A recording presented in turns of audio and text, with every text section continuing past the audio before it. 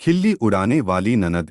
आकांक्षा की शादी किशनगढ़ नाम के एक गांव में धीरज के साथ हुई। घर में आकांक्षा की सास, ससुर और एक ननद थी जिसका नाम था रुचि। वैसे तो घर में सब मिलजुल कर ही रहते थे, पर रुचि का स्वभाव थोड़ा अलग था। वो किसी भी व्यक्ति की कमियों की खिल्ली उड़ाती थी। एक दिन आकांक्षा और धीरज बाहर घूमने जा रहे थे। आकांक्षा ने बहुत अच्छी सी साड़ी पहनी थी।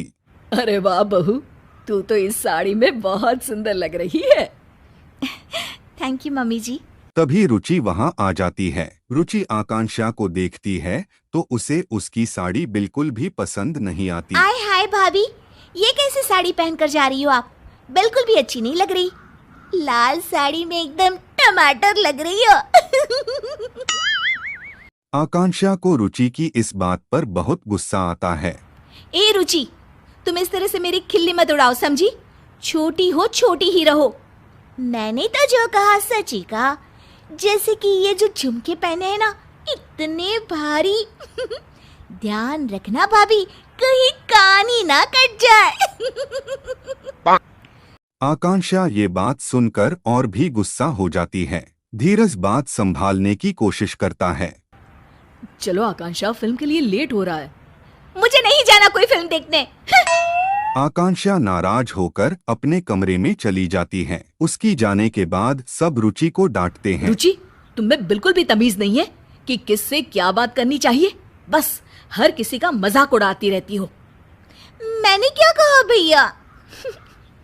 मुझे तो सच में भाभी के कपड़ों पर हंसी आई। फिल्म देखने से ज्यादा लग रहा था जैसे किसी शादी में जा रही थी।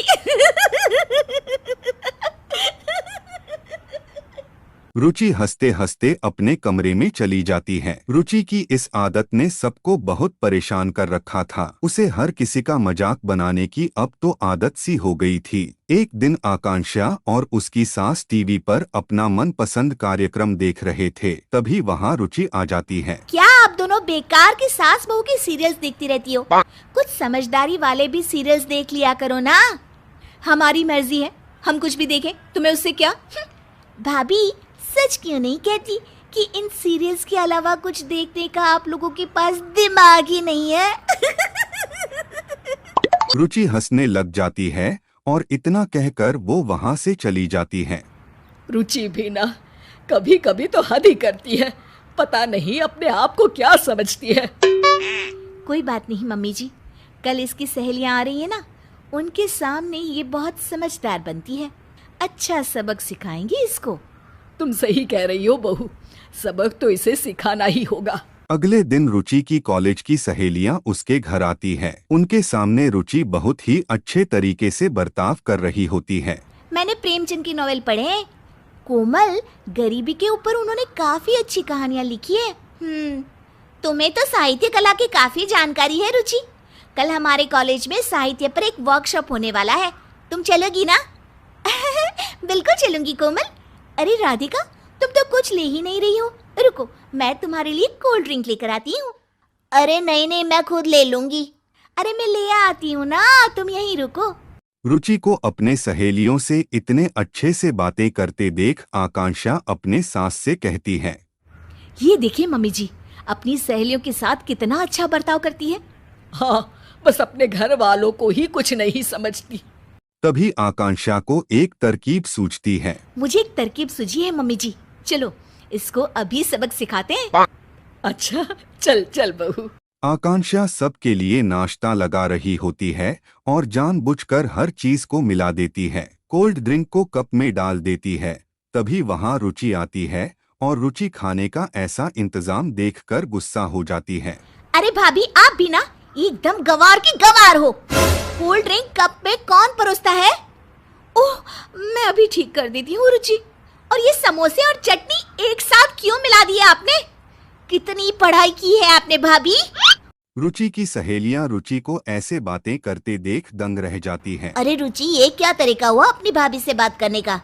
रुचि अब आकांक्षा का मजाक उड़ाने लग जाती है। ये देखो, ये कोल्ड ड्रिंक चाय के कप में लेकर आई है। रुचि की सहेलियों को इस बात पर बिल्कुल हंसी नहीं आती। रुचि, हम तुम्हें बहुत अच्छी लड़की समझते थे, पर तुम ऐसी होगी हमने तो कभी सोचा भी नहीं था। हाँ हाँ, बातें तो इतनी ज्ञानों वाली करती है और अपने बड़ों से कैसे बात करती है, इसमें तो तमीज ही नहीं है। हम तो चले भाई, और आज से तुम हमारे ग्रुप में भी नहीं रहोगी। पहले लोगों से बात करने का ढंग सीख लो, फिर कुछ और सीखना। अरे अरे, आप लोग तो सीरियस हो गए, मैं तो मजाक ही कर रही थी। हर किसी का मजाक उड़ाना अच्छी बात नहीं है रुचि। रुचि के दोस्त बिना कुछ खाए पिए वहां से चले जाते हैं और रुचि को अपने बुरे बर्ताव का परिणाम आज भुगतना पड़ता है। आकांक्षा और उसकी सास एक दूसरे के तरफ देखकर मुस्कुराते हैं और खुश हो जाते हैं। उस घटना के बाद रुचि सबसे अच्छे से पेश आती थी और उसने सबका मजाक उड़ाना भी छोड़ दिया।